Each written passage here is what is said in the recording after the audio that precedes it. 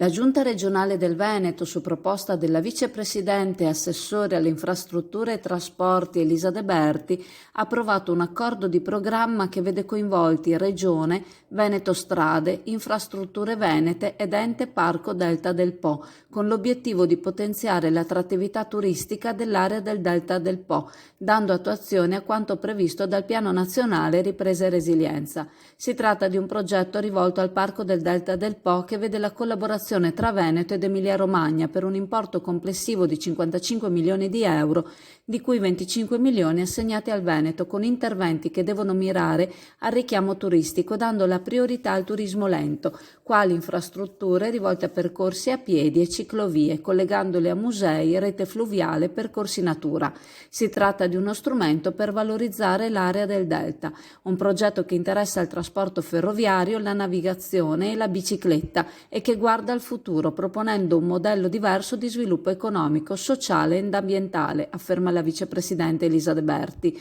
Questo accordo rappresenta la dimostrazione che i fondi del PNRR, se incanalati e utilizzati in progettualità concrete, possono offrire una reale occasione di rilancio anche per le destinazioni turistiche, ha commentato l'assessore al turismo della Regione Veneto Caner. Per la realizzazione degli interventi, che prevedono investimenti per un totale di 25 milioni di euro per la Regione Veneto, la Regione ha individuato in Veneto Strade e Infrastrutture Venete i soggetti attuatori. In particolare, l'accordo con Veneto Strade permetterà di mettere in rete circa 155 km di tracciati ciclabili afferenti ai due assi ciclopedonali nazionali delle ciclovie Vento e Adriatica, col collegamento a vari centri abitati, inclusa Chioggia, con accesso diretto anche alla stazione ferroviaria. L'accordo con Infrastrutture Venete è finalizzato all'acquisto di materiale rotabile da destinare anche alla linea ferroviaria Rovigo-Chioggia.